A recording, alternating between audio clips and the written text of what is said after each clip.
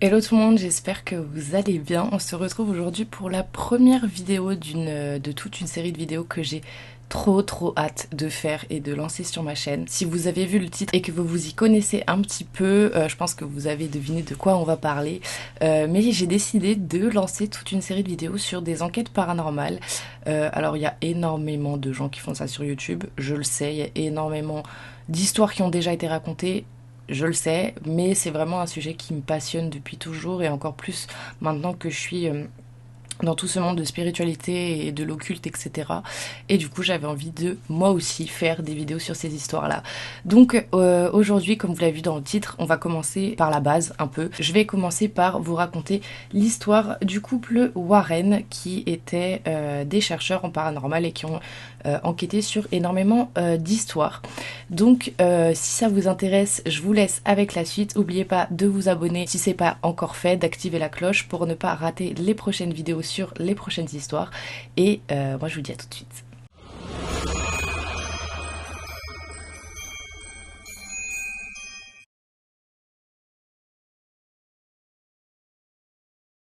Alors déjà commençons par qui sont Ed et Lorraine Warren. Donc je vais vous faire une petite présentation de chacun d'eux individuellement.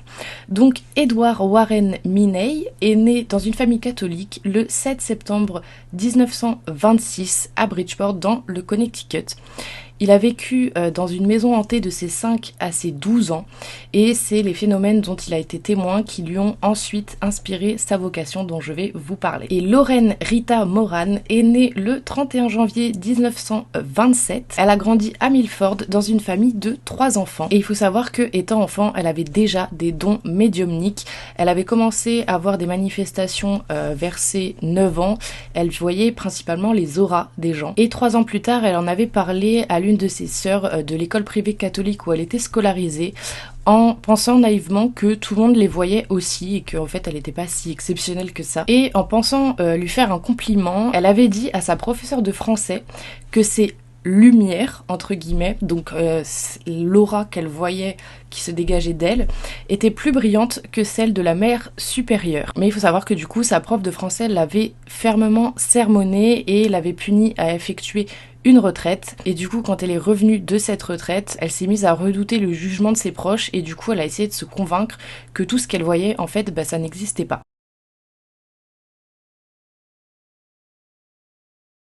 Ensuite, comment est-ce qu'ils se sont rencontrés?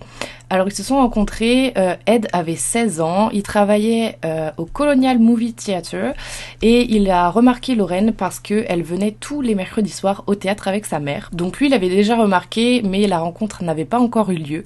Et cette rencontre a eu lieu un soir où Lorraine assistait à un spectacle, toujours dans ce théâtre, avec ses amis. Mais ce soir-là, il y a un raid aérien qui les a obligés à quitter la salle assez rapidement et Ed leur a proposé de les ramener dans un café qui était relativement sécurisé pour se réfugier au cas où il y aurait une attaque aérienne. Et ce soir-là, Ed et Lorraine sont ensuite rentrés ensemble puisqu'ils prenaient le même chemin pour rentrer chez eux. Et ce qui est assez fou, c'est qu'en rentrant chez elle, Lorraine a écrit dans son journal, je cite, «Je viens de rencontrer Ed, je vais passer le reste de ma vie avec lui».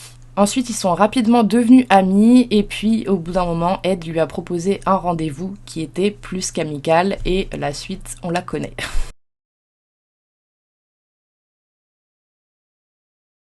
Il faut savoir qu'avant toutes leurs enquêtes et avant de pouvoir vivre de ça, ils ont eu en quelque sorte une première vie à deux. Donc en fait, à ses 17 ans, Ed est parti à l'armée. Et quand il est revenu, il a commencé des études dans une filière de Yale, la Perry Art School, qu'il va suivre pendant 2 ans avant d'abandonner parce que selon lui, les professeurs ne lui apprenaient rien d'utile. Et à ce moment-là, Lorraine enseignait l'art aux élèves de l'école locale, mais leurs finances étaient quand même assez justes. Et donc, pour y remédier, Ed est allé exposer ses toiles dans les endroits les plus fréquentés du Massachusetts, donc c'est-à-dire le Vermont et le New Hampshire, j'espère que je le dis bien, qui étaient en fait les nouvelles zones touristiques de l'époque, et il était certain de pouvoir réussir à vendre des toiles, et il avait raison.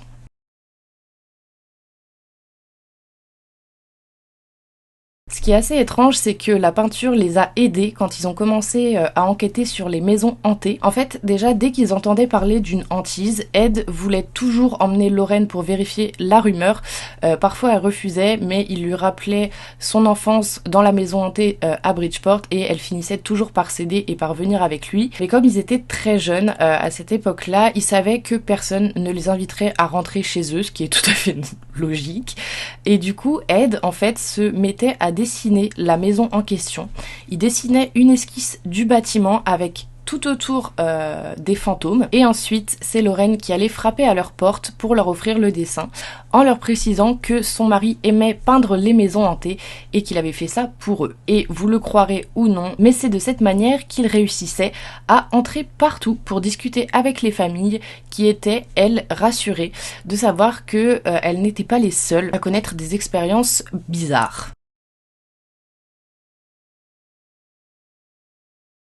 Et donc ils ont continué leur enquête comme ça, et au fil de toutes leurs enquêtes, ils ont remarqué des similarités entre les histoires et ils ont réalisé que si tous les phénomènes pouvaient sembler bénins à la base, et ben la plupart finissaient par devenir destructeurs avec le temps. En 1952, ils fondent un groupe de recherche qu'ils appellent la New England Society for Psychic, donc la Société de la Nouvelle-Angleterre pour le psychisme, j'ai traduit comme j'ai pu, la NESPR, qui a pour objectif d'enquêter sur les phénomènes de hantise et encourager la recherche et la documentation sur le paranormal plus généralement. Et c'est cette même année qu'ils ouvrent, peut-être que vous en avez déjà entendu parler, le fameux musée de l'occulte dans leur sous-sol et qu'ils commencent à y exposer les objets qu'ils ramènent de leurs enquêtes, dont vous le savez peut-être la fameuse poupée Annabelle, mais ça on en reparlera dans une prochaine vidéo.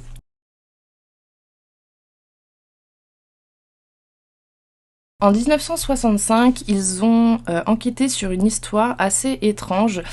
Donc c'était l'affaire d'une petite fille qui était nommée Cynthia, qui hantait une maison. Et en fait, pendant la visite de cette maison, Lorraine avait été plongée dans une transe profonde dans laquelle la petite fille lui avait dit qu'elle passait son temps à chercher sa maman sans jamais la trouver. Et en fait, c'est avec ce cas assez bouleversant que les Warren ont compris qu'ils ne pouvaient plus juste étudier les manifestations des esprits, mais qu'ils devaient aussi les aider à trouver la paix. Le problème, c'est qu'ils n'avaient aucune idée de comment s'y prendre, ni comment obtenir les informations nécessaires. Et c'est donc à ce moment-là qu'ils vont se tourner vers la religion. Ed a commencé à questionner des représentants de Dieu un peu partout dans le pays en leur demandant quelle serait leur réaction si un paroissien venait leur dire qu'un fantôme errait dans sa maison. Alors il y a eu deux réactions différentes. Certains lui répondaient d'aller voir un psychiatre, tout simplement, mais d'autres lui expliquaient que dans ce cas, ils iraient bénir la maison. Si ce n'était pas suffisant, ils feraient dire une messe et si cette messe ne donnait rien, ils finiraient par procéder à un rituel d'exorcisme.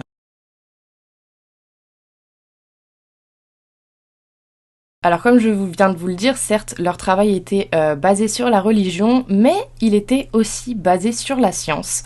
Et oui, parce que des médecins, des chercheurs, des agents de police, des infirmières, des étudiants et des femmes au foyer travaillaient bénévolement pour leur association et évidemment l'association ne facturait jamais ses services. Et également souvent des scientifiques venaient avec eux pendant leurs enquêtes et ils étudiaient toutes les autres possibilités parce que contrairement à ce qu'on pourrait penser, en fait Ed était toujours très sceptique quand quelqu'un lui disait que sa maison était hantée et il devait voir, entendre et sentir par lui-même les phénomènes pour en être convaincu et être sûr qu'il n'y avait pas une explication rationnelle.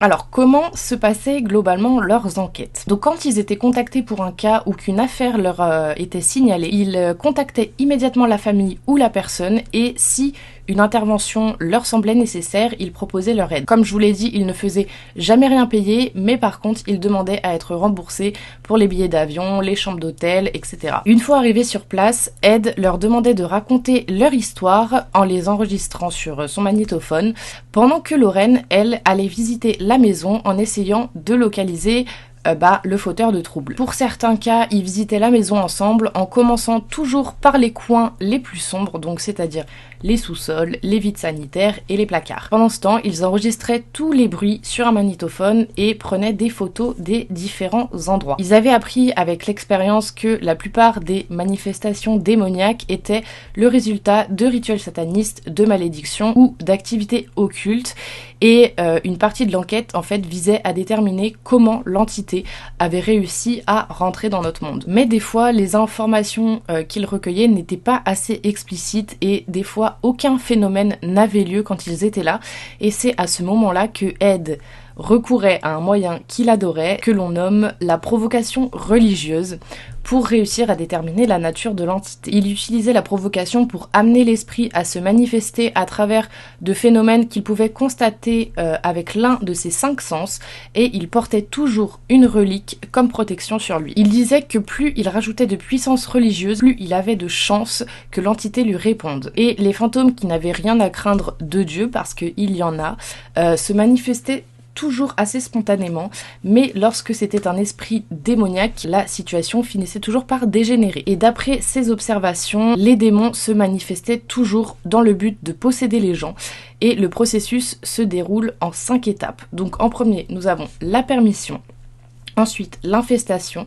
l'oppression, l'obsession et la possession. Et si rien ne vient interrompre ce processus, la possession mène toujours à la mort, soit par suicide, soit par assassinat. Et pour déterminer justement le stade de la possession, ils interrogeaient l'entourage des plaignants et cherchaient toujours une explication rationnelle avant d'envisager le surnaturel. Ils examinaient les manifestations, conseillaient les victimes sur la conduite à avoir, et en fonction de la gravité de la hantise ou de l'infestation, ils organisaient une séance de prière en demandant de l'aide à l'église, où ils faisaient appel à un exorciste dans les cas les plus graves.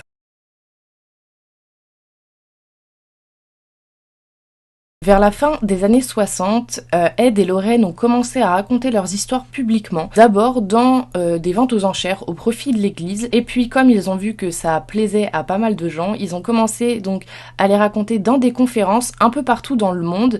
Ils étaient souvent invités à la télé et à la radio, et ils ont même fini par avoir leur propre programme télé qui s'appelait Seekers of Supernatural, donc chercheurs de surnaturel. Ils profitaient donc d'une certaine notoriété, mais évidemment, vous vous en doutez, ils ne faisaient pas l'unanimité et ils étaient beaucoup critiqués. Et même encore aujourd'hui, certains remettent en cause leur travail et leur motivation en les accusant d'avoir inventé des histoires pour attirer l'attention des médias et à des fins lucratives. Comme vous vous en doutez, au fil des années, les capacités médiumniques de Lorraine se sont beaucoup affinées, tout comme les connaissances en occultisme et en démonologie, j'ai du mal à dire ce mot, de Ed.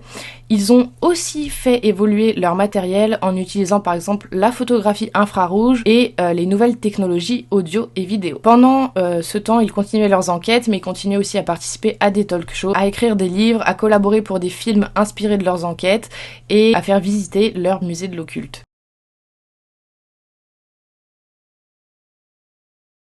Ils continuèrent tout ça jusqu'au matin du 26 mars 2001, où malheureusement Ed a été victime d'un AVC, mais malgré les pronostics négatifs de tous les médecins, il a réussi à s'en sortir vivant.